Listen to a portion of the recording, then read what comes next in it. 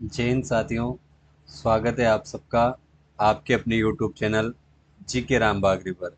देखिए, पिछली क्लास में हमने महाराणा प्रताप के बारे में पढ़ा था। वो दो पार्ट में हमने पढ़ा था। महाराणा प्रताप का एक पार्ट 1 था और पार्ट 2 था। तो पार्ट 2 को आपने बहुत प्यार दिया, उसके लिए आप सबका बहुत बहुत आभार।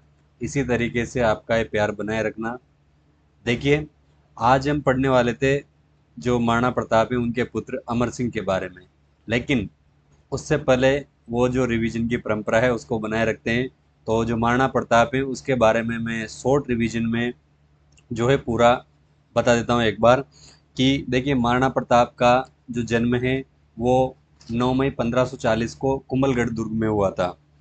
और उस दिन जो है ज्येष्ठ शुक्ल तृतीया वार रविवार था। भाई, अगर इधर सन में देखें तो 9 मई और विक्रम संवत में देखें तो ज्येष्ठ शुक्ल तृतीया को।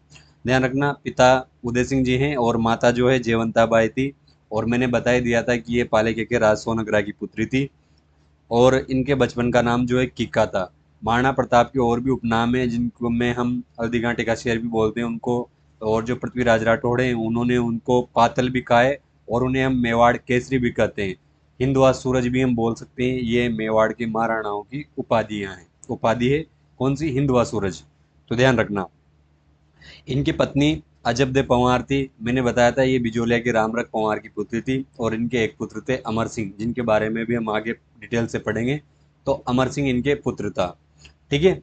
तो महाराणा प्रताप का प्रथम बार जब राज्याभिषेक हुआ था तो वो इनके जब पिता की मृत्यु हो गई थी 28 फरवरी 1572 को गोगुंदा में। तो उस समय जो है जगमाल नहीं आया था। तो जो कृष्णदास चुंडावत थे उन्होंने और जो और भी सरदार थे उन्होंने इनका विरोध किया था। किसका? जगमाल का। और महाराणा प्रताप का फर्स्ट राज्याभिषेक कहाँ किया था? गोगुंदा में, उसी टाइम पे। कब? ध्यान रखना, 28 फरवरी 1572 को। दूसरी बार राज्याभिषेक कब हुआ? 1572 में हुआ, लेकिन कुंभलगढ़ में हुआ था। फर्स्ट बार गोगुंदा में, दूसरी बार कहाँ हुआ था? कुंभलगढ़ में। और जब दूसरी बार राज्याभिषेक हुआ तो उस टाइम पे जो है चंद्रसेन भी वहाँ मौजूद थे। ये मैंने बता दिया था। ठीक है। फर्स्ट बार जब राज्याभिषेक हुआ था तो उस टाइम पे जो ग्वालियर के रामशाह तंवर हैं वो भी साथ में थे। जैसे राजा बनते हैं तो अकबर की तरफ से जो इनको समझाने के लिए शिष्टमंडल भेजे जाते हैं या दूत आते हैं कि राजकुमार जो है अभी भी राजा बना है तो हो सकता है वो संधि कर ले। उदय सिंह ने तो नहीं करी थी। तो अकबर ने इनको समझाने के लिए 4 दूत भेजे थे। कौन कौन? जलाल खान, कोरची, मान सिंह कछवा, भगवंत दास और टोडरमल। तो जलाल खान तो 1572 में आ गया था, मान सिंह कछवा 73 में आया था, भगवंत दास और टोडरमल भी 73 में आए थे। तो उसके बाद में जब कोई सॉल्यूशन नहीं हुआ और अकबर ने पूरा प्रयास किया कि भाई मान जाए, लेकिन नहीं माने प्रताप। तो लास्ट में एक ऑप्शन बचा था। कौन सा? युद्ध। तो युद्ध होता है कौन सा? हल्दी घाटी का युद्ध। कब होता है? 18 जून 1576 को। लेकिन एक स्पेशल नाम ध्यान रखना है हमें। कौन? गोपीनाथ शर्मा। गोपीनाथ शर्मा ने इनको इसकी जो डेट मानी वो कितनी मानी? 21 जून को। कहाँ हुआ था? राजसमंद में। और जब ये युद्ध होना था तो इसकी योजना प्रताप ने कहाँ बनाई और अकबर ने कहाँ बनाई? अकबर ने तो जो है अजमेर में आकर के जो मैगजीन का दुर्ग है वहाँ आकर के इसकी जो है रचना बनाई थी कि भाई किस प्रकार से जो है युद्ध लड़ना है, क्या रणनीति रहेगी वो। और जो प्रताप है इन्होंने कुंभलगढ़ के दुर्ग में बनाई थी क्योंकि कुंभलगढ़ में रह रहे थे। तो हल्दी घाटी के उपनाम में हमने देखा था कि इसको हल्दी घाटी को जो है मेवाड़ की थर्मोपल्ली वो कर्नल जेम्स टोड ने कहा है। और खमनोर का युद्ध अबुल फजल ने कहा है, जिसने अपनी पुस्तक लिखी आयन अकबरी। ध्यान रखना। गोगुंदा का युद्ध अब्दुल कादिर बदायूनी ने कहा है, जिसने अपनी पुस्तक लिखी मुंतखब उल तवारिक में। इसने इस युद्ध का आंखों देखा वर्णन किया है। तो इस युद्ध का प्रत्यक्ष दृष्टकार जो था, प्रत्यक्ष दृष्टा इतिहासकार, वो कौन था? बदायूनी। ये ध्यान रखना। आदर्श लाल श्रीवास्तव ने इसको बादशाह बाग का युद्ध कहा है। ये हमने देख लिया था। जैसे युद्ध शुरू होता है सुबह के समय, मैंने बताया था। तो महाराणा प्रताप की तरफ से और जो उधर से अकबर की तरफ से जो सेनापति मुख्य रूप से बनाया गया था वो कौन था? मान सिंह प्रधान सेनापति था हल्दीघाटी युद्ध का। और जो उसके सपोर्ट में था दूसरा वो था आसफ खान। ठीक है। तो हल्दी घाटी के युद्ध में महाराणा प्रताप की तरफ से हरावल में जो आगे का हरावल जो आगे का मतलब सेना का आगे का टुकड़ा होता है, जो टुकड़ी होती है उसका जो नेतृत्व कर रहे थे वो कौन कर रहे थे? हकीम कासूरी। और हकीम कासूरी इस युद्ध में वीर गति को प्राप्त हुए थे। जो कि एकमात्र मुस्लिम सेनापति थे जिनको हरावल में लड़ने का अधिकार प्रताप ने दिया था। इनका जो चबूतरा है या मकबरा है वो कहाँ बना हुआ है, खमनोर राजसमंद में। चंद्रावल सेना में जो है पीछे जो पीछे वाला भाग होता है उसमें राणा पूंजा जो भील थे वो लड़ रहे थे, और अकबर की तरफ से हरावल में जगन्नाथ कछुआ था, और चंद्रावल में कौन था, मेत्र खां। और मेत्र खां ने जो अकबर है उसके आने की झूठी अफवाह फैलाई थी। उसके बाद में जैसे युद्ध शुरू होता है तो महाराणा प्रताप की तरफ से जो लड़ते हैं वो फर्स्ट बहुत ही खतरनाक हमला होता है, तो जिसमें जो इनकी सेना तितर बितर हो जाती है, और उसमें जो है महाराणा प्रताप बलौल खां को जो है घोड़े समेत छेड़ देते हैं और मानसिंह तक पहुंच जाते हैं जैसे तैसे। तो फिर वहाँ पे जो है चेतक के लग जाती है, चेतक घायल हो जाता है, और यहाँ से इनके जो कवच थे और राज चिन्ह थे उनको कौन धारण करता है, मतलब मुकुट और जो राज चिन्ह है उनको जो झाला बिंदा है वो धारण करते हैं, और लड़ते हुए शहीद हो जाते हैं। इधर चेतक घायल होता है तो चेतक इनको बाहर निकालते हैं, और चेतक की मृत्यु जो वलीचा गांव राजसमंद में हो जाती है, जहाँ पे इनकी जो है अभी स्मारक बना हुआ है। तो ध्यान रखना, जो घायल हुए थे चेतक वो किससे हुए थे, मर्दाना हाथी से, क्योंकि जो मानसिंह है वो मर्दाना हाथी पर लड़ रहा था, और इधर महाराणा प्रताप की तरफ से लूणा और राम प्रसाद हाथी थे, और मुगलों की तरफ से जो लड़े वो गजमुक्ता गजराज थे, मैंने बता दिया था। और इसके बाद में जैसे ही इधर अकबर को पता चलता है, दोनों पक्ष अपनी अपनी विजय बताते हैं, लेकिन बदायूंनी पहले ही चला जाता है और वो कहता है कि हम जीत गए हैं, लेकिन लोग उनकी बात का विश्वास नहीं करते हैं। उधर जब अकबर के पास फाइनल सूचना पहुंचती है कि अकबर पूछता है, जब मान सिंह और आसफ खां पूछते हैं तो, कि क्या प्रताप इस युद्ध में मारे गए कि नहीं मारे गए, तो क्या प्रताप को बंदी बना लिया गया कि नहीं बनाया, तो क्या प्रताप हार गए कि नहीं। तो वो सारी चीजें जब अकबर को पता चलती है तो अकबर नाराज होता है कि तुम जो है अकबर को, मतलब उनको ना तो दीनता स्वीकार करवा पाए, ना उनको मार पाए, और ना ही उनको बंदी बना पाए। तो अकबर जो है इनकी डोरी बंद कर देता है। अकबर मान सिंह की और आसफ खां को 6 महीने तक जो है दरबार में आने के लिए बंद कर देता है। फिर अकबर खुद आता है 1576 में, और खुद आकर के अकबर उदयपुर पे अटैक करता है, और यहाँ से जो है इसका नाम बदल करके मोहम्मदाबाद कर देता है। ठीक है, ये ध्यान रखना। और उसी समय जो है हमने देखा था जो डूंगरपुर के आस करण हैं और बांसवाड़ा के प्रताप सिंह है वो अकबर की अधीनता स्वीकार कर लेते हैं। उसके बाद में अकबर यहाँ से चला जाता है, और जाने के बाद में वापस अपना जो एक प्रमुख सेनापति था शाहबाज खां को जो है कुंभलगढ़ पर आक्रमण करने के लिए भेजता है। तो शाहबाज खां के 3 आक्रमण हमने देखे थे, 77 में, 78 में और 79 में। तो 1577 का और 79 का असफल आक्रमण था। एक बार उसने जीत पाई, 3 अप्रैल 1578 ईस्वी को कुंभलगढ़ जीत लेता है कौन, शाहबाज खां। ये स्पेशल ध्यान रखना, पूछा हुआ प्रश्न है। कुंभलगढ़ के किले को जीतने का श्रेय एकमात्र सेनापति है शाहबाज खां जिसको दिया जाता है। ठीक है, तो वो एकमात्र मुस्लिम सेनापति था जिसने कुंभलगढ़ को जीता था। जब इधर कुंभलगढ़ को जीत लिया तो महाराणा प्रताप ने अपनी अस्थायी राजधानी किसको बनाया था, आंवरगढ़ को बनाया था। और उसके बाद में जो है अपने जो रहीम जी हैं उनको भेजा था, किसने, अकबर ने। तो 1580 की वो शेरपुर की घटना थी, मैंने बताया था, अमर सिंह उनको ले गया था बंदी बना करके। तो ध्यान रखना। उसके बाद में जब इनकी थोड़ी आर्थिक स्थिति खराब हो गई थी तो जो भामाशाह हैं वो अपने भाई ताराचंद के साथ जो है कहाँ पे मिले थे, चूलिया गांव में मिले थे, और महाराणा प्रताप को जो है आर्थिक सहायता करी थी ईडर जाते समय, मतलब महाराणा प्रताप ईडर जा रहे थे उस टाइम पे मिले थे। तो ध्यान रखना, उन्होंने जो है इतना धन दिया था कि महाराणा प्रताप 25,000 की सेना का जो भरण पोषण है वो 12 महीने तक कर पाते हैं। इस वजह से जो है हम जो भामाशाह है उनको मेवाड़ का उद्धारक कहते हैं, और मेवाड़ का कर्ण उसको जो है किसने कहा है, कर्नल जेम्स टोड ने कहा है। ये ध्यान रखना। और जो इन्हीं के जो भाई हैं ताराचंद, इनके कहने पर जो महाराणा प्रताप के एक दरबारी थे हेमरत्न सूरी, उन्होंने जो है गोरा बादल री चौपाई वो लिखी थी। तो ये ध्यान रखना। आगे 1580 के बाद में 1582 में दिवेर का युद्ध होता है, और दिवेर का युद्ध मैं यूँ कहूँ कि जो है सर्जिकल स्ट्राइक थी एक तरीके से, विजयदशमी को होता है। और महाराणा प्रताप ने थोड़े बहुत सैनिकों को लेकर के जो है दिवेर जो उनका एक प्रमुख ठिकाना था जिसपे अकबर का चाचा खुद सुल्तान खान बैठा हुआ था, तो उस युद्ध में जो है मारा जाता है।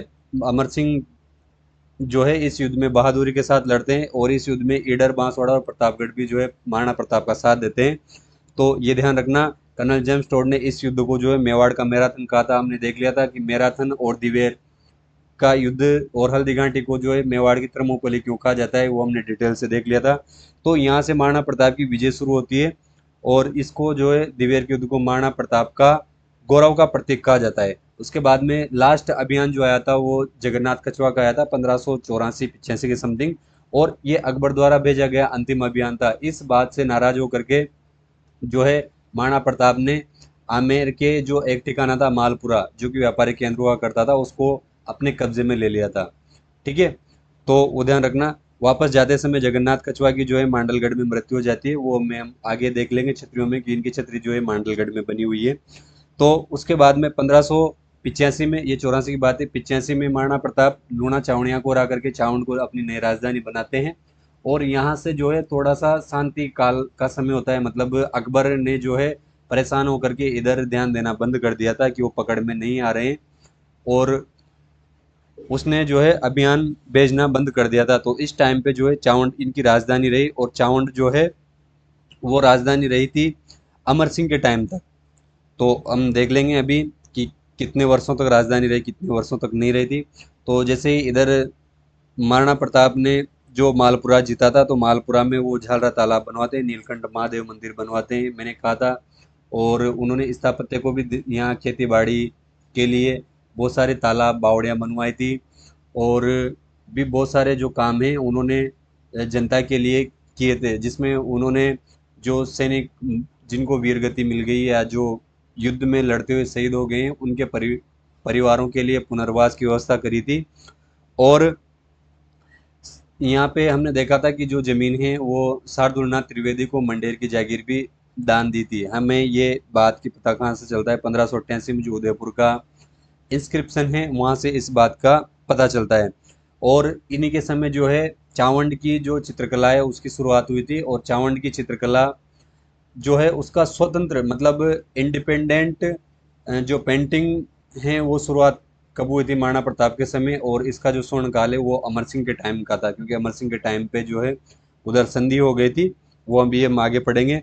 तो उस समय जो है इनका प्रसिद्ध चित्रकार था वो कौन था, नासिरुद्दीन था। तो फाइनली जो है महाराणा प्रताप की जब मृत्यु हुई 19 जनवरी 1597 को कहाँ हुई थी, चावंड में। तो उससे पहले महाराणा प्रताप ने चित्तौड़ मांडलगढ़ को छोड़ करके जो है आसपास के सारे अधिकार जो जमीन थी उन पे अधिकार कर लिया था। हमने देखा था कि इनके जो दरबारी कवि थे, तो दरबारी में एक दो दो चारण कवि थे, माला साधु और रमा साधु। और मैंने बताया था कि जो हेमरत्न सूरी है उन्होंने ताराचंद के कहने पर, मतलब उन्होंने आर्थिक सहायता दी, जो कि भामाशाह के भाई थे, उनके कहने पर जो है गोरा बादल की चौपाई लिखी थी। और इनके एक प्रमुख जो दरबारी थे वो थे चक्रपाणी मिश्र, जिन्होंने 3 किताबें लिखी थी। मुख्यतः ध्यान रखना, मुहूर्त माला ये जो है ज्योतिष के ऊपर थी, एक राज्याभिषेक लिखी, एक विश्व वल्लभ लिखी थी उद्यान विज्ञान के ऊपर, मतलब हॉर्टिकल्चर के ऊपर जो है वो बुक लिखी थी। तो महाराणा प्रताप की जब मृत्यु होती 19 जनवरी 1597 को चावंड में, तो वहाँ पे जो इनकी छतरी जो बनी हुई है वो हमने देख लिया था पूरा चित्र समेत। बारडोली जो गांव है वहाँ पे खेजड़ बांध के किनारे 8 खंभों की छतरी है, 8 पिलर की। और इनकी स्मारक एक तो हल्दी घाटी में है, राजसमंद, एक फतेह सागर उदयपुर में है, और एक पुष्कर में भी इनके जो स्मारक बने हुए हैं। तो ये हमने देख लिया था फाइनली यहाँ तक। तो जब अकबर की मृत्यु हो गई, सॉरी, जब महाराणा प्रताप की मृत्यु की खबर अकबर के पास पहुँचती है, तो अकबर की क्या प्रतिक्रिया रही, तो उसका जो है जिक्र थोड़ा सा कर लेते हैं कि जो महाराणा प्रताप हैं, जब उनकी मृत्यु की खबर अकबर के पास पहुंची, कहाँ पहुंची, अकबर के पास। तो अकबर के दरबार में एक कवि हुआ करते थे दुर्साहाड़ा। कौन थे, दुर्सा आड़ा। और दुर्सा आड़ा ने जो है इनका जिक्र एक दोहे के रूप में कहा था कि अकबर की क्या प्रतिक्रिया रही उसके ऊपर उन्होंने एक दोहा बोला था कि सुनना ध्यान से, कि गहलो त्राण जीत गयो, दसन मूंद रचना डसी, निसास मूक भरिया नेण, तो मृत शाह प्रताप सी। यानी कि जो दुर्साड़ा है मैं उनके बारे में और बता दूंगा आगे। इन्होंने जो है महाराणा प्रताप के ऊपर कुछ किताबें भी लिखी थी, किरदार बावनी और विरुद्ध क्षेत्री, जिसमें अभी हम आगे जब आएंगे तो डिटेल से देख लेंगे, और उन किताबों के बारे में और उन दोहों के बारे में कि क्या कालक्रम रहा था। फिलहाल ये देखिए, जैसे अकबर को इस बात का पता चला कि महाराणा प्रताप की मृत्यु हो गई है, तो उसको खुश होना चाहिए था कि उनका जो है सबसे प्रमुख दुश्मन, सबसे बड़ा, जिसने उसको इतना परेशान किया और पूरे जीवन वो उसके हाथ नहीं लगा, और कहीं ना कहीं से उसको हार का सामना करना पड़ा, नीचा देखना पड़ा, किसकी वजह से? महाराणा प्रताप की वजह से। तो जो है अकबर इस बात से खुश नहीं होता है, उल्टा दुखी होता है। और दुर्साड़ा उसका जो वर्णन करते हैं कि जो गलौत राणा प्रताप थे वो जीत गए। इस बात की खबर जब कैसे जीते, कि वो जो है अकबर, उसने अपनी जीभ जो है दोनों दांतों के बीच में दबा करके कट गई थी, और निश्वास मतलब उसने सांस रोक रोक करके जो है थोड़ी देर वो मतलब सुन्न सा हो गया था कि, और मुंह खोल करके उसकी आंखें भर आई थी, किसकी? अकबर की। तो महाराणा प्रताप एक ऐसी शख्सियत थी कि उनकी मृत्यु पर उनका दुश्मन भी रोया था। निश्वास आंसू बहाए थे किसने? अकबर ने।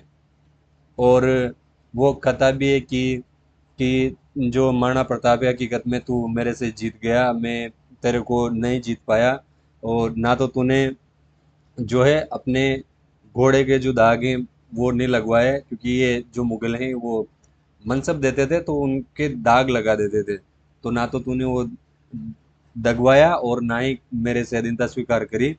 तो आखिरकार फाइनली जो है तू मेरे से जीत गया और मैं हार गया।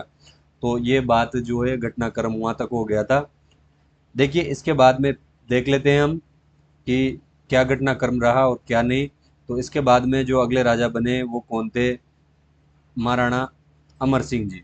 तो अमर सिंह 1597 को जब उनकी मृत्यु हो जाती है महाराणा प्रताप की, तो वो राजा बन जाते हैं। कौन? अमर सिंह। तो देखिए, अमर सिंह हमने इनके बारे में जिक्र कर लिया था, फिर भी भाई पिता और माता के बारे में तो मैंने बता ही दिया था। एक बार फिर भी थोड़ा सा देख पीछे से जा करके हम देख लेते हैं कि क्या घटनाक्रम रहा था, कि महाराणा अमर सिंह का जो जन्म है, जन्म वो कब हुआ था? वो हुआ था 1559 ईस्वी को। और मैंने कहा था कि इसी समय जो है उदयपुर की स्थापना हुई थी, क्योंकि जो उदय सिंह जी हैं वो एकलिंग जी के दोग लगाने गए थे, तो उदयपुर की स्थापना करी थी उन्होंने धूनी नामक स्थान पर। वो हमने जो उदय सिंह जी पढ़े थे तो वहाँ बता दिया था मैंने। और पिता तो कौन है? प्रताप है से ही, राणा प्रताप।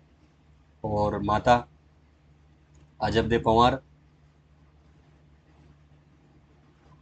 अजब दे पंवार, ये ध्यान रखना भाई। तो देखिए, हमने वो जिक्र कर लिया था दिवेर के युद्ध में कि महाराणा अमर सिंह महाराणा प्रताप की तरह ही वीर बहादुर थे, वो हमने देख लिया था। उसके बाद में जो देखिए क्या घटनाक्रम रहा, एक और चीज वो देखते हैं कि जो,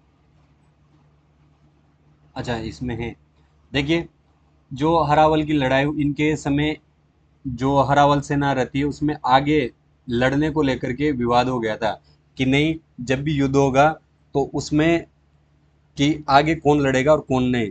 तो जो चुंडावत हैं वो तो इनका जो है पहले से कर्तव्य थे था, और ये संभाल ही रहे थे। कौन? एक तो थे चुंडावत, जो हमने देखा था कि जो राणा चुंडा है उनके जो वंशज हैं, कौन? चुंडावत।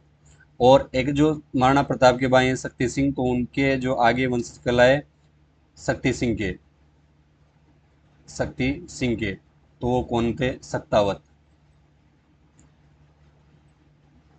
ठीक है, तो सक्तावत।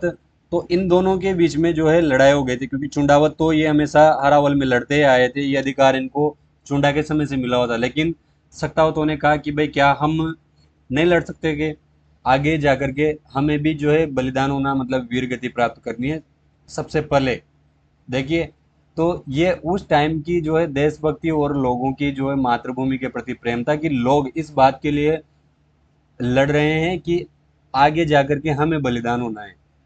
तो इस बात पे कौन कौन थे? तो चुंडावतों में जो है जैत सिंह चुंडावत था। कौन था? जैत सिंह।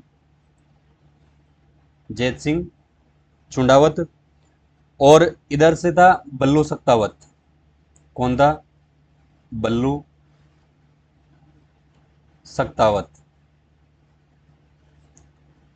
तो ये अमर सिंह जी के टाइम पे थे, तो इन्होंने कहा कि भाई ऐसा करो, जो ऊंटाला का किला है सलूम्बर में पड़ता है, ऊंटाला, ऊंटाला किला, ये कहाँ पड़ता है? सलूम्बर में।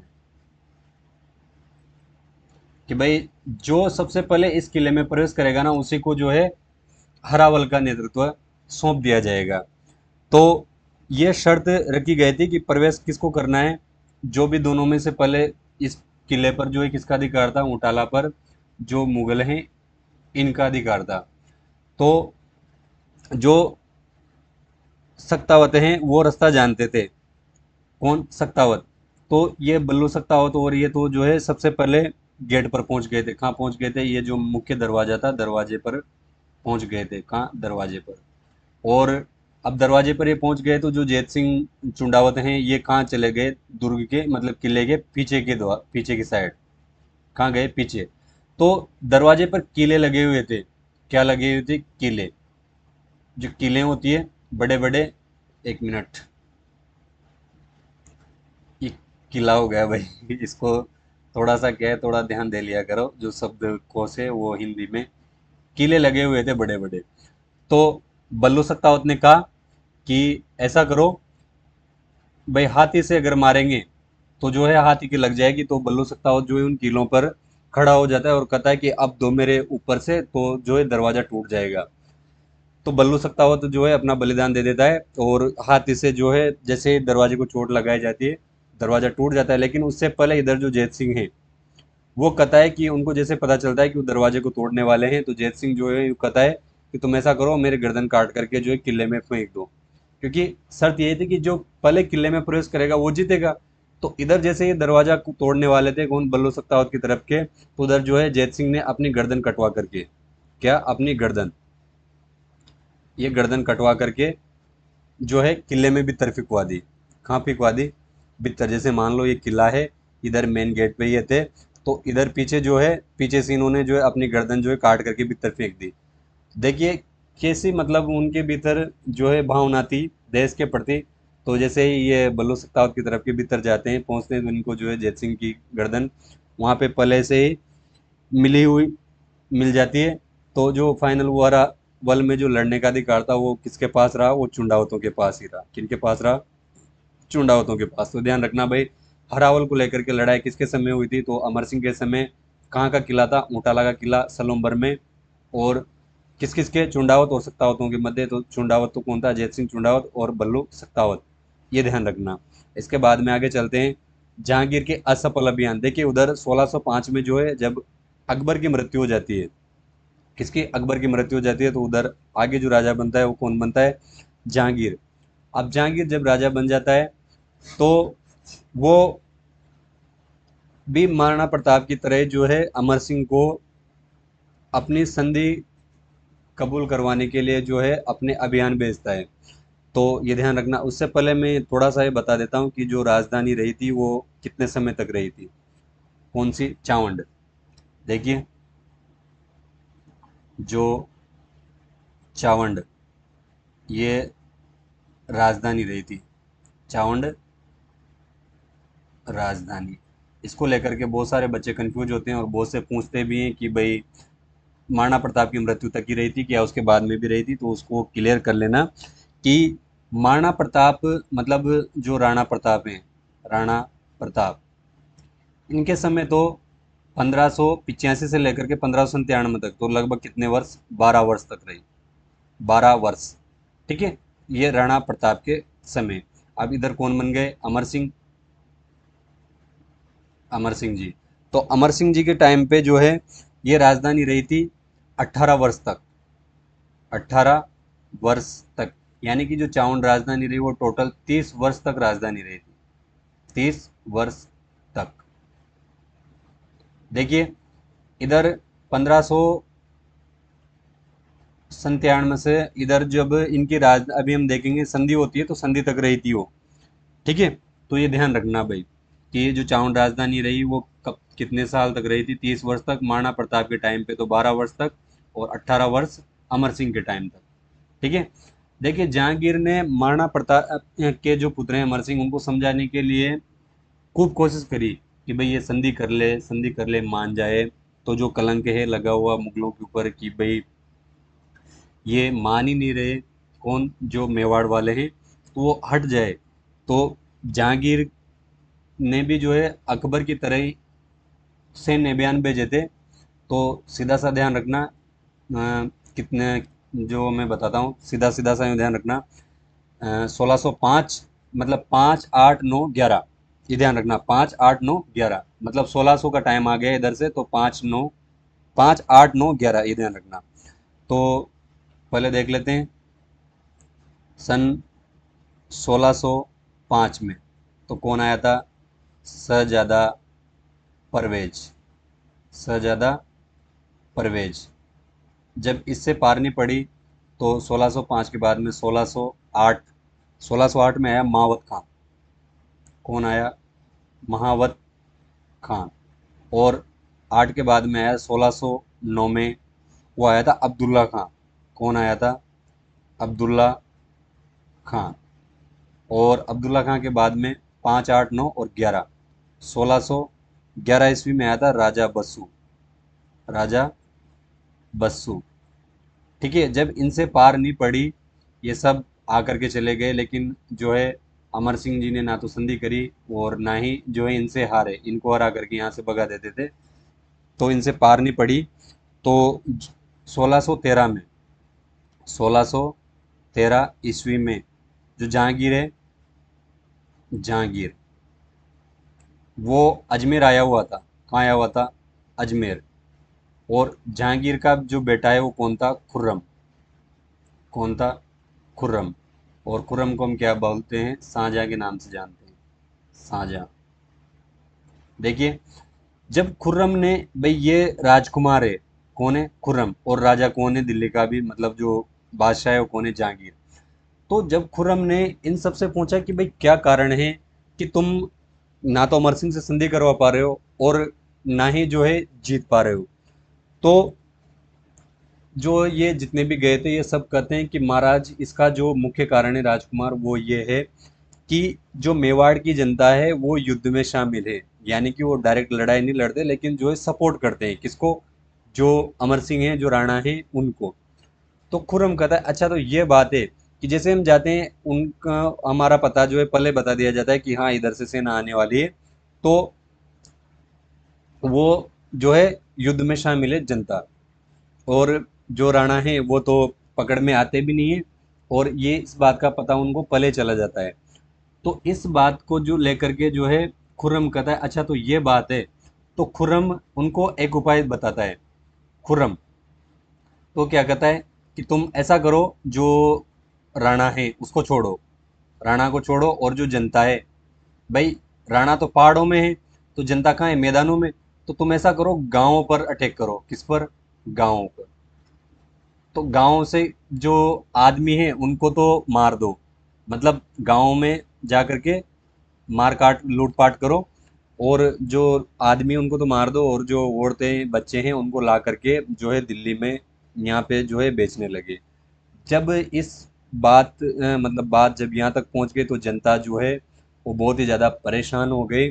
और उन्होंने जो है, जब बात अपने बीवी बच्चों की आए, तो जनता ने जो है इधर मेवाड़ के जो राजकुमार थे, कहाँ के?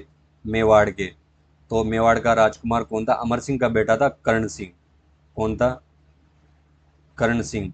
तो कर्ण सिंह से कहा कि महाराज, राजकुमार, भाई डायरेक्ट महाराज से तो कैसे कहें? और अमर सिंह ने महाराणा प्रताप को वचन दिया हुआ था कि भाई जब तक जीवित रहेंगे तब तक वो स्वाधीनता ही रखेंगे जमीन की, और जो है किसी के अधीन नहीं होने देंगे। तो करण सिंह से कहा कि हम, जो खानवा का युद्ध है 1527 से लेकर के आज तक लगभग 90 साल का जो संघर्ष है, हमने जो है राणा का साथ दिया, मतलब महाराणा का साथ दिया, और हम पीछे नहीं हटे। तो इस बार जो है अब आफत अपने परिवार तक आन पहुंची है, बीवी बच्चों की बात आ गई है, तो अब हम परेशान हो गए हैं कि ये क्या है, गांव में आग लगा देते हैं, लूट मार करते हैं, फसलें जला देते हैं। तो इस समय में कैसे सरवाइव करेंगे? तो जो है करण सिंह को अपने पक्ष में लिया कि आप कैसे न कैसे इस चीज़ का सॉल्यूशन निकालो, संधि करो। तो जो है करण सिंह को मना लेते हैं, और करण सिंह जो है अपने पिता अमर सिंह से, किससे? पिता अमर सिंह से ये संधि के लिए कहते हैं। इधर खुर्रम आया हुआ था, तो खुर्रम कहता है, और ये अपने पिता को मनाने की कोशिश करते हैं। कौन? करण सिंह।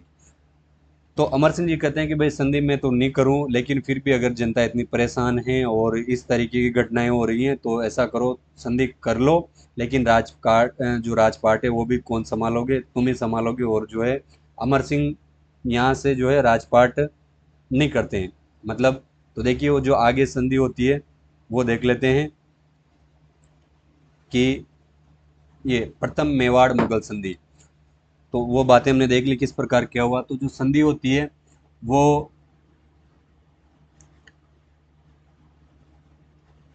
प्रथम मेवाड़ मुगल संधि, मतलब जो मेवाड़ के हैं तो कौन है? एक तो इधर से जो राणा है अमर सिंह, अमर सिंह प्रथम, और उधर से कौन है? जहांगीर, जहांगीर। इनके बीच में संधि होती है।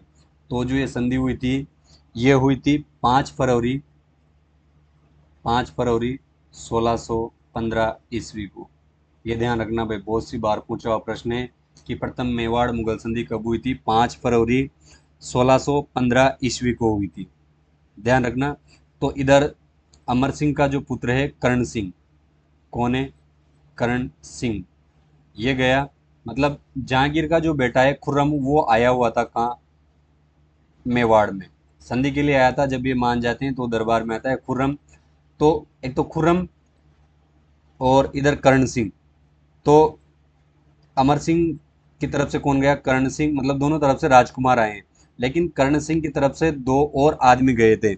कौन कौन गए थे? एक तो गया था शुभकरण पंवार, शुभकरण पंवार, और एक गया था हरिदास झाला, हरिदास झाला। ये ध्यान रखना भाई। तो संधि हो गई 5 फरवरी 1615 ईस्वी की। लेकिन जो है यहाँ पे कुछ बातें हुई थी कि जब भी ये मुगल किसी से संधि करते थे, कौन करते थे? मुगल जब भी किसी से संधि करते, तो जो है अगला जो राजा होता है उसको दरबार में उपस्थित होना पड़ता था। लेकिन अमर सिंह ने कहा कि भाई जो है मैं मुगलों के दरबार में आज जाऊं न कल जाऊं, चाहे तुम संधि करो चाहे मत करो। तो खुर्रम कहता है कि नहीं नहीं, ऐसा थोड़ी होता है, हर बार हम तो जिससे संधि करते हैं उसके जो राजा होता है वो मुगल दरबार में जाता है। तो खुर्रम इस बात का जो है जिक्र अपने पिता से करता है। तो खुर्रम अपने पिता को मैसेज करता है कि जहांगीर के पास, और कहता है कि पिताजी ये संधि करने का तो तैयार हैं, लेकिन जो है इनके जो है राजा वो दरबार में नहीं आएंगे। तो कौन आएगा? कि राजकुमार आएगा। तो राजकुमार कौन? कर्ण सिंह। तो जहांगीर कहता है कि जैसे तैसे करके माने हैं, कैसे भी करके। तो कौन देखने वाला है कि राजा गया था कि राजकुमार गया था? जो कलंक लगा हुआ है अपने ऊपर से उसको मिटा, और जैसे तैसे करके संधि कर। तो जहांगीर कहता है कि जो भी जैसा कहें वैसे मान ले, और संधि कर ले तो बस, ताकि अपने ऊपर से एक कलंक तो हटे कि हर बार जो है हार करके आते हैं मुंह उतार करके, और कोई पूछता है एरा गेरा आकर के क्या हुआ मेवाड़ का? कुछ नहीं हुआ, हार के आ गए बस। तो जैसे तैसे एक कलंक तो कटे। तो जहांगीर एनी हाउ कंडीशन जो है मेवाड़ से संधि करने को राजी हो जाता है, और खुर्रम कहता है कि भाई ठीक है, जैसा आप कहोगे वैसा ठीक है। तो कौन? कि भाई अमर सिंह जी तो जो है नहीं जाएंगे, मतलब। तो कौन जाएगा? राजकुमार जाएगा। ठीक है। तो जब भी राजकुमार, मतलब जब राजा जाता था तो वो अपने साथ जो है क्या ले जाता था? सेना। तो संधि की कुछ शर्तें तैयार की गई, तो ध्यान रखना। और जब भी अ, देख लेते हैं आगे एक संधि की शर्तें। तो संधि की क्या क्या शर्तें थी? कि भाई फर्स्ट तो जो है कि जो राणा है, राणा, वो राणा जो है वो मुगल दरबार में नहीं जाएगा।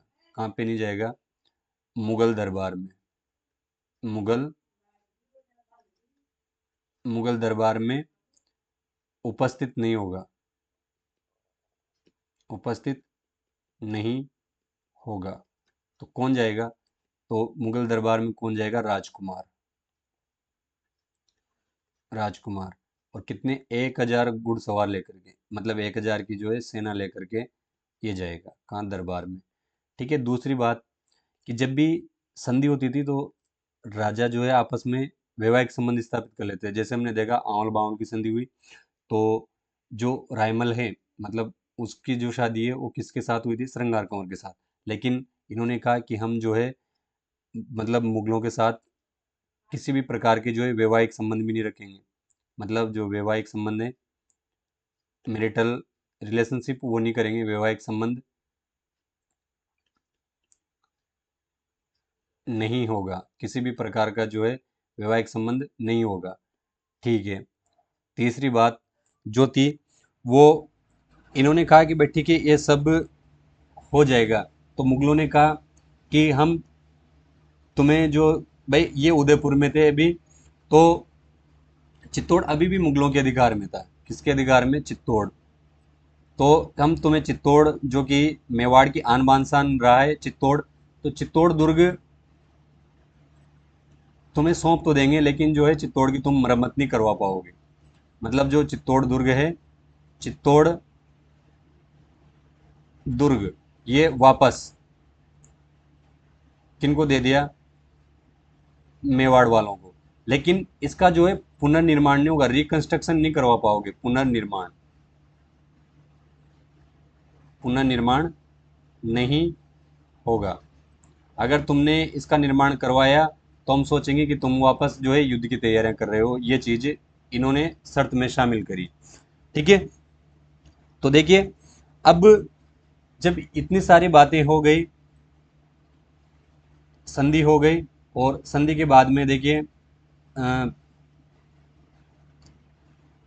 तो इसकी ध्यान रखना भाई शर्तें, कि जो मेवाड़ का जो राणा है वो मुगल दरबार में उपस्थित नहीं होगा, राजकुमार जाएगा। राजकुमार कौन है? कर्ण सिंह। कर्ण सिंह जाएंगे, और किसी प्रकार का वैवाहिक संबंध नहीं होगा। चित्तौड़ दुर्ग वापस किसको दे दिया जाएगा?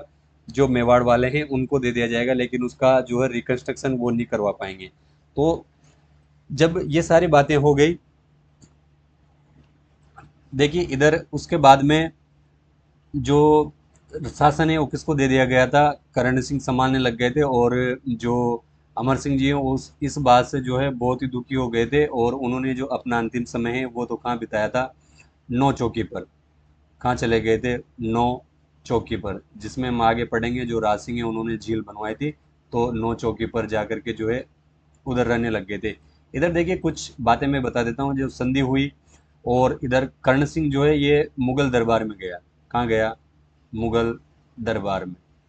जब मुगल दरबार में उपस्थित हुआ तो इसकी आवभगत ज्यादा थी, क्योंकि भाई मेवाड़ वालों के साथ अभी भी संधि हुई है, और इतना प्रमुख है, वो जो संधि थी वो बहुत ही प्रमुख थी। तो इसकी आवभगत ज्यादा होती थी, मतलब। और इसी समय जो है अ, एक अंग्रेजों की तरफ से एक अधिकारी, कौन? Sir Thomas Roe. Sir Thomas Roe Jahangir के दरबार में आया हुआ था। कौन आया था? Sir Thomas Roe. James first की तरफ से जो है, हम जब वो उधर भारत का आधुनिक भारत का इतिहास पढ़ते हैं तो वहाँ देखते हैं, जेम्स फर्स्ट की तरफ से सर टॉमस रो मुगल दरबार में आया हुआ था कुछ परमिशन लेने के लिए। तो सर टॉमस रो देखता है कि भाई जो करण सिंह हैं, जो राजकुमार हैं, ये इसकी ज़्यादा आवभगत की जाती है, मतलब इसको थोड़ा अच्छा, मतलब दरबार में सबसे अपने पास में बिठाना, बहुत अच्छे से बातें करना, और कुछ ज़्यादा अवगत होती है। तो सर टॉमस रो ने पूछा कि भाई ये कौन है? कि ये मेवाड़ का राजकुमार है। कौन? कर्ण सिंह। तो भाई क्यों? कि इससे अभी भी संधि हुई है। अच्छा, तो तुमने इनको जीता है भी? कि नहीं नहीं, जीता नहीं है, बल्कि हम तो आ रहे थे कि बहुत लंबी चौड़ी कहानी है, कभी बाद में सुनना आप। तो जो है उस टाइम पे जब सर टॉमस रो को इस बात का पता चलता है कि किस प्रकार से जो मुगलों ने मेवाड़ से संधि करी है, तो उस बात को लेकर के सर टॉमस रो अपनी पुस्तक में लिखते हैं कि मुगलों ने मेवाड़ के साथ जो संधि करी है वो ताकत के बल पे नहीं करी, क्योंकि ताकत में तो वो जीते ही नहीं थे। इतने साल तक लड़ाई लड़ ली पर जीत नहीं पाए। तो इन्होंने जो है ताकत के बल पर नहीं, बल्कि बुद्धि से जो है मेवाड़ को अपने अधीन किया था, मतलब अपनी अधीनता स्वीकार करवाई, या जो संधि करी वो किससे करी थी? बुद्धि से नहीं मतलब बल से नहीं करी, बुद्धि से करी थी। यानी कि सीधा सा यूं ध्यान रखना, not by force but by wisdom. तो ये सर थॉमस रोगा कथन है कि जो ये संधि हुई, या मेवाड़ को अपने अधीन, मेवाड़ को अपने अधीन किया, तो किससे किया था? ताकत से नहीं, ताकत से नहीं, किससे किया था? बुद्धि से। मतलब इन्होंने बुद्धि लगाई थी और बुद्धि से जो है मेवाड़ को अपने अधीन किया था। इधर बाद में जो है जहांगीर एक अपने जो अजमेर में ख्वाजा मुइनुद्दीन चिश्ती की जो दरगाह है वहाँ पे एक फारसी भाषा का अभिलेख लगवाता है, मतलब मॉस्को इंस्क्रिप्शन है वहाँ का, 1637 ईस्वी का, 1637 ईस्वी का एक इस दरगाह में फारसी लेके, फारसी लेख, और इसमें वो कहता है कि भाई मैंने किस प्रकार से जो है मेवाड़ को जीता और अपने अधीन किया। तो ध्यान रखना भाई, वो 1637 का एक अभिलेख है, कहाँ का? अजमेर, अजमेर, अजमेर में शाहजहानी मस्जिद है, ये ध्यान रखना। ये मैं यहाँ इधर लिख देता हूँ, ये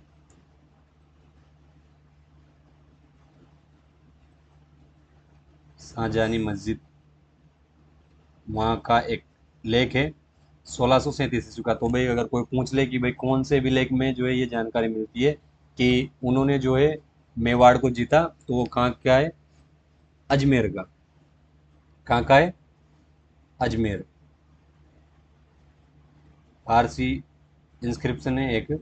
क्योंकि भाई देखिए आजकल इस प्रकार के प्रश्न जो है पूछे जाते हैं।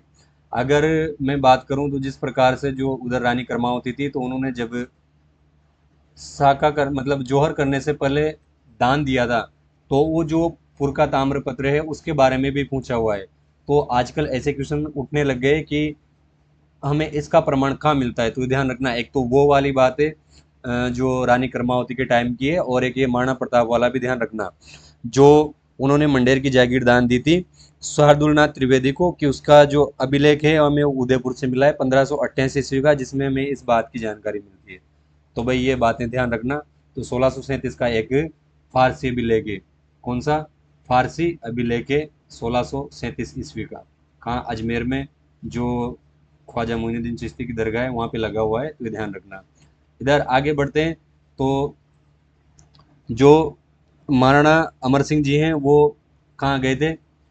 तो यहाँ से देखो दो बातें और ये संधि में ध्यान रखना, कि मेवाड़ का प्रथम, मेवाड़ का प्रथम राणा या प्रथम राजा हैं जिसके टाइम पे जो है संधि हुई, तो प्रथम राजा कौन है? अमर सिंह। जिन्होंने मुगलों के साथ संधि करी या मुगलों की अधीनता स्वीकार करी, कौन है? अमर सिंह फर्स्ट। और हम आगे पढ़ लेंगे, जो प्रथम व्यक्ति है जो मुगल दरबार में गया, कहाँ से? मेवाड़ से। ये दोनों बातें कहाँ की हो रही है? मेवाड़ की, मेवाड़ से। तो मेवाड़ का प्रथम राजा कौन है? अमर सिंह, जिन्होंने जो है मुगलों के साथ संधि करी। और मेवाड़ का प्रथम व्यक्ति जो कि कहाँ गया? मुगल दरबार में। किसमें गया? मुगल दरबार में। तो कौन है? कर्ण सिंह, कर्ण सिंह, ध्यान रखना भाई। उधर ध्यान रखना, अफगानों की अधीनता स्वीकार करने वाले तो फर्स्ट कौन है? उदय सिंह। ये स्पेशल है, मैंने बताया था उदय सिंह शेरशाह सूरी की को चाबियां सौंप दी थी, तो वो ध्यान रखना। अफगानों की अधीनता स्वीकार करने वाला फर्स्ट कौन है? उदय सिंह। मुगलों की अधीनता स्वीकार करने वाला फर्स्ट राजा कौन है? अमर सिंह। भले आप चाहे राजी हो या बेराजी हो, लेकिन संधि आपके टाइम पे हुई है तो नाम तो आपका आना ही है। किनका? अमर सिंह जी का। तो ध्यान रखना, फर्स्ट व्यक्ति कौन है जो मुगल दरबार में गया? वो कर्ण सिंह था। इधर अमर सिंह जो है आ जाते हैं नौचौकी की पाल पर, मतलब नौचौकी स्थान पर आकर के यहाँ रहने लग जाते हैं, और यहीं पर रहते हुए उनकी जो है मृत्यु हो जाती है। मृत्यु कब होती है? 26 जनवरी, जब हम गणतंत्र दिवस मनाते हैं 26 जनवरी 1620 ईस्वी को। एक मिनट इसको थोड़ा सही कर लेना। 1600, अरे 26 जनवरी 1620 ईस्वी को जो है वहीं पे इनकी मृत्यु हो जाती है। नौ चौकी ये आहड़ के पास पड़ता है भैया, ध्यान रखना कहाँ पड़ता है, आहड़ है उसके पास में पड़ता है। तो ध्यान रखना 26 जनवरी 1620 ईस्वी को जो है इनकी मृत्यु हो जाती है। क्या हो जाती है? मृत्यु। तो आहड़, आहड़ के पास ही जो है इनकी छतरी बनी हुई है। छतरी या इनका जो अंतिम संस्कार है वो कहाँ किया गया था? वो आहड़ में किया गया था। कहाँ किया गया? आहड़, ये उदयपुर में पड़ता है। तो जिस स्थान पर इनकी छतरी बनी वो है, उसको कहा जाता है माँ सतियों का टीला। माँ सतियों का टीला। ठीक है। और यूं कहूँ मैं कि ये इनका शाही शमशान घाट है। क्या है ये? शाही शमशान घाट। किनका? ये है मेवाड़ का। किसका? मेवाड़ का। तो देखिए इस चीज को ध्यान रखना भाई। अब इसके बाद में इनकी ये ध्यान रखना, ये जो है यहाँ का आहड़ में जो फर्स्ट छतरी है, मतलब प्रथम छतरी, वो किसकी है? अमर सिंह की। देखो अब इसके बाद में आप यूँ ध्यान रखना कि हमने देखा था उधर कि जो राणा सांगा है उसकी छतरी कहाँ है? मांडलगढ़ भीलवाड़ा में ना।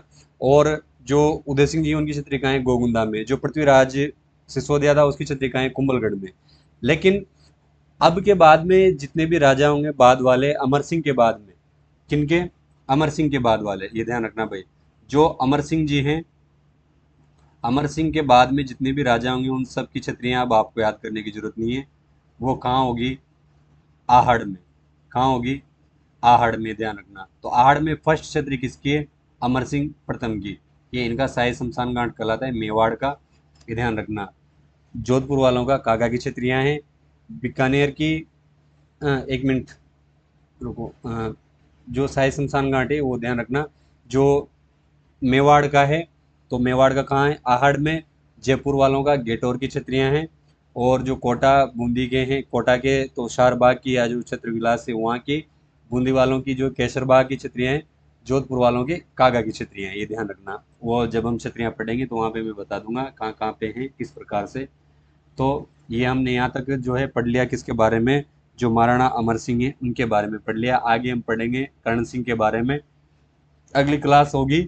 अगर आपको अच्छा लगा है तो इस चीज़ को जो है चैनल को लाइक कर दें, मतलब वीडियो को लाइक कर देना। और जो आपके और भी साथी हैं उनको शेयर कर देना। चैनल वह है सही, ध्यान रखना, जीके राम बागरी आप सर्च करोगे तो यहाँ पे मिल जाएगा। और अगर चैनल सब्सक्राइब नहीं किया है तो इसको सब्सक्राइब भी कर लेना। सब्सक्राइब, ताकि जो नई क्लास आए उसका जो है नोटिफिकेशन आपके पास जल्दी से पहुंच जाए। तो ध्यान रखना भाई, जी के राम बागरी, इस चैनल को सब्सक्राइब कर लेना, लाइक शेयर और कमेंट भी कर दिया करो कि इस चीज़ में मतलब इसमें आपने क्या नया सीखा और कौन सी चीज़ आपको सबसे अच्छी लगी। तो वो सारी चीज़ें हैं। देखिए मिलते हैं अगले वीडियो में महाराणा जो करण सिंह है उनके साथ। तब तक के लिए जय हिंद, जय भारत।